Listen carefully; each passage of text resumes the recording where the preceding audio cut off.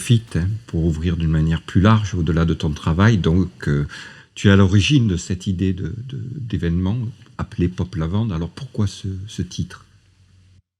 Comme je suis également enseignante à l'Université du Temps Libre depuis un certain nombre d'années maintenant, petit à petit, j'ai eu envie de travailler les cultures populaires du monde entier. Et en particulier les rapports qui peuvent exister entre la création contemporaine des gens de ces pays et leur culture traditionnelle. Et donc, évidemment, au bout d'un moment, je me suis dit, mais en fait, chez nous, il n'y a pas tant de passerelles comme ça qui sont faites entre les arts d'aujourd'hui, les arts contemporains d'aujourd'hui, et puis la culture populaire. Alors, sachant que dans art contemporain, on a tendance toujours à mettre une étiquette élitiste. Et en fait, moi, ce qui m'intéresse, depuis toujours, c'est d'essayer de toucher des publics qui, a priori, ne sont pas à même de venir d'une façon naturelle vers les arts contemporains. Et justement, moi, je pense que les arts populaires, le folklore provençal, d'une façon large, pas seulement celui du félibrige, mais la vraie culture provençale qui est très ancienne, elle offre des capacités de création très intéressantes pour les artistes d'aujourd'hui.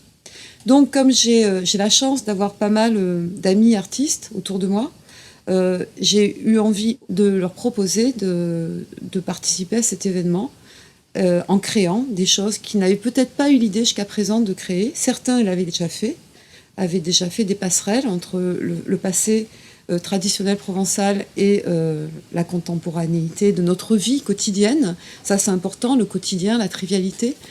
Et donc, je les ai invités, s'ils en avaient envie, à participer à cet événement.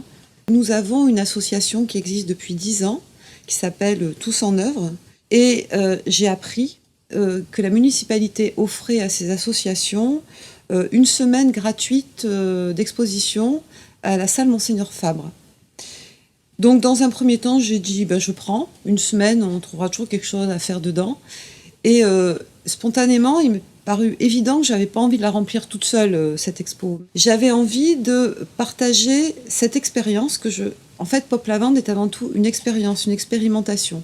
On fait des essais, on fait des recherches. C'est-à-dire que peut-être qu'il y aura des œuvres qui ne seront pas abouties d'entrée, mais en tout cas, on cherche ensemble et on essaie d'établir des collaborations artistiques aussi entre les différentes personnes. Donc en fait, la multiculture, l'échange, et dans l'événement, y a-t-il d'autres choses qui se passeront ? Bien entendu, le soir du vernissage, il ne s'agira pas d'un vernissage traditionnel.